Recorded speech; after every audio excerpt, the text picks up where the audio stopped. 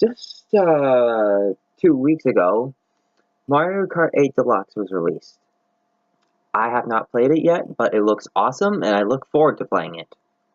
So today I'll present to you what I think are what I'll present to you my list of my favorite and least favorite Mario Kart games. Just a little bit of a forward message. Every Mario Kart game is awesome. I just like some better than others. And nostalgia definitely has an influence on this list. With that out of the way, let's go!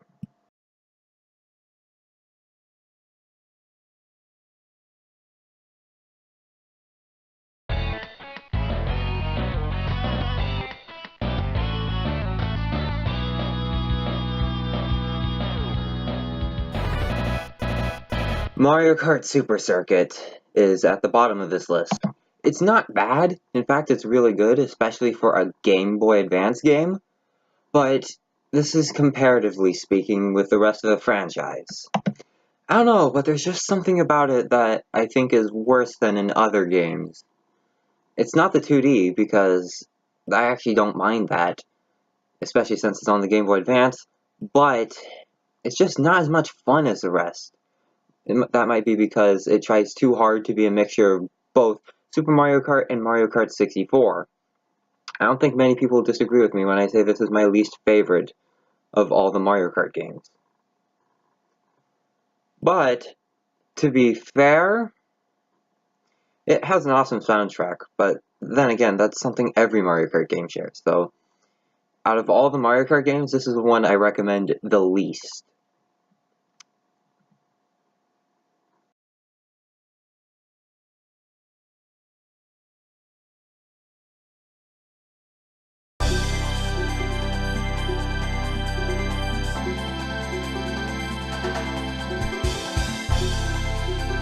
Mario Kart 64. Hang me for it. Yes, I understand that a lot of people like this game, and a lot of people like it as their favorite game. And then there are the people who are highly nostalgic for it. This is just my personal opinion, but Mario Kart 64 is definitely not as good as some of the newer games. The courses are fine, but there's just one thing that makes the experience not as fun as the others. It's the fact that drifting is so annoying. It pretty much ruins the experience from being one of the best. Thankfully, however, Battle Mode is one of the most fun versions of Battle Mode in the entire series. So if you like that, then yeah, Mario Kart 64 is definitely for you. Personally, I prefer racing, so that's why Mario Kart 64 is so low on the list. Oh, and fun fact, this is the first Mario Kart game to have mirror mode. Yeah, I don't think you needed to know that, but you did. Otherwise, I wouldn't have told you.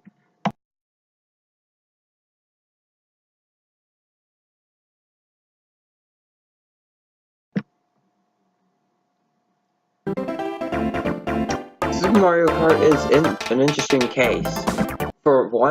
On the one hand, this is the first Mario Kart game ever, and without it, we may not have had any of the other Mario Karts. And it's still a decently fun experience, especially considering it's on the SNES and the technology was more limited at the time. But it has the same extremely flawed gameplay style of Super Mario Kart Super Circuit that it's flat. I don't know. I'm just comparing it to the rest of the series, but it's not really that much fun compared to the other games, especially since there's no blue shell. Wait a minute, that's actually a good thing. Never mind. Also, this is just a minor thing, but the tracks are so short that each one has 5 laps. Why? Oh, and Grand Prix sucks. It just does. It really sucks because you have limited lives before you have to start the entire thing all over again. Maybe some people will say that it's more challenging that way. But I don't see the reason why there have to be lives in Grand Prix mode.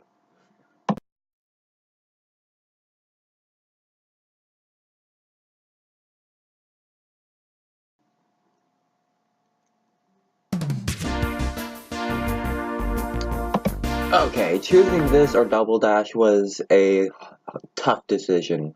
I'll just say that. But Mario Kart 8 is lower on the list than that game because to me, it's just not as original. Don't get me wrong, it's a lot of fun, but out of all the modern Mario Kart games, it's my least favorite of the bunch. And overall, it's just not as it's not as original, I guess, because a lot of the gimmicks that appear in this game appear in Mario Kart 7 or Mario Kart Wii, and the one original thing in this game is anti-gravity, which is a cool concept, but it doesn't change the game that much. So yeah, it's definitely a great game, but it's just not for me, I guess.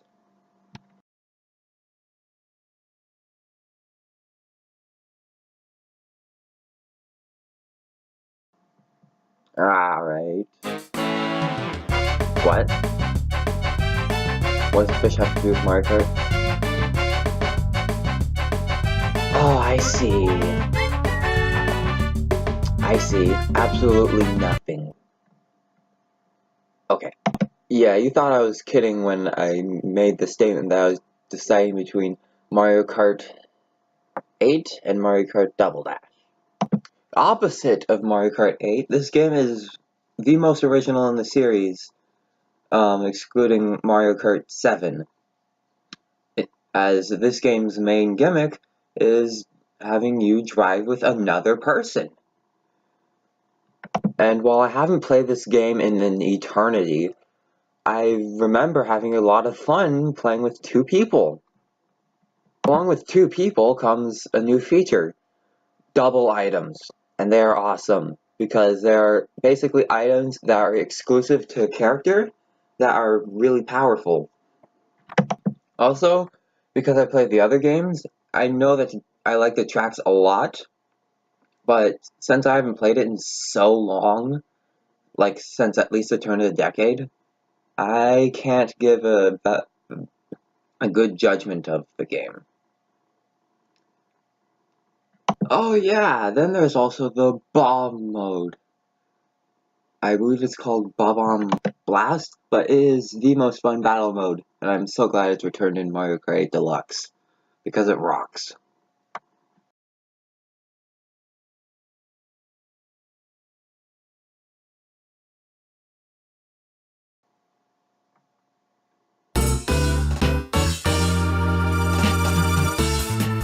Oh yeah, Mario Kart DS is awesome. Maybe some people would say something similar to what I said, but doesn't make that many difference. But all these additions, these small additions, make the game its own. Really. Okay, coming from Mario Kart Double Dash, I don't think that it was a good idea to have just one person in a cart. But then again, this is a portable game. Maybe Nintendo tried to put two people in a cart again, but just failed to do that. Or they just want to make Double Dash more special. I don't know. But some of the small additions that make such a difference are the controls, which are awesome. The drifting, which is so much better than in Mario Kart DS, like a million times better. The addition of retro tracks for nostalgia. The second screen, which pretty much allows you to see everything that is ahead of and behind you within a reasonable range. Oh, and then there's the amazing mission mode. This somewhat returned in Mario Kart Wii as an online-only feature. I'm surprised that tournament mode, the way it appears in Mario Kart DS, has not returned in any Mario Kart games. Not even Mario Kart 7, which is also a portable game. I don't know. Maybe someday this mode will return, but it's awesome. Some missions are hard, others are very easy, but all of them are unique. And this, along with other things, makes the game rank so highly on the list.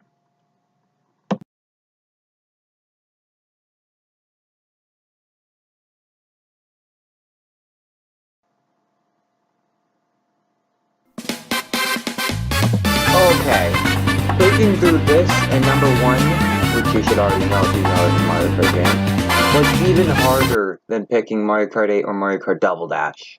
I'm just going to say that right now. But here it is, Mario Kart 7, that's at number 2. Remember when I was talking about Mario Kart Double Dash? Well, that is the most unique game in the series, but this is the most original. There is a difference. If you don't know your dictionary definitions, then I'm not even going to bother explaining, but it's a traditional Mario Kart game, except that it's not. In prior Mario Kart games, you either had one kart or you had a selection of karts, but you couldn't customize them. That is where Mario Kart 7's uniqueness comes in.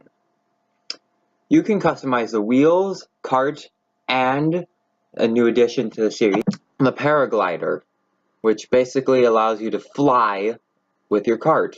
Well, that's it for Mario Kart customization. There's also a new mechanic, besides just gliding. You can not only go underwater, but often it is mandatory. Well, that doesn't add very much to the gameplay, it's just a nice little touch, and also makes it slightly less frustrating. Yeah, when Nintendo said you could take this game anywhere you wanted and play it anywhere, they weren't kidding. But other than that, it's just a lot of fun in general, especially for a handheld game. And out of all of them, well, I probably shouldn't be saying that because it's already pretty obvious that this is my favorite handheld game so far. But what's my favorite Mario Kart game, period? You already know. It's not even worth the drama.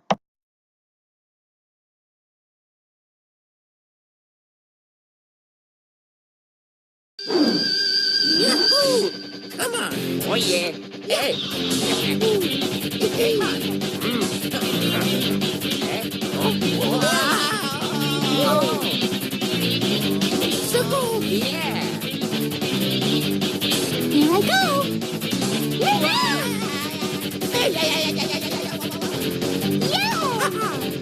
Mario Kart! Whee! Woohoo!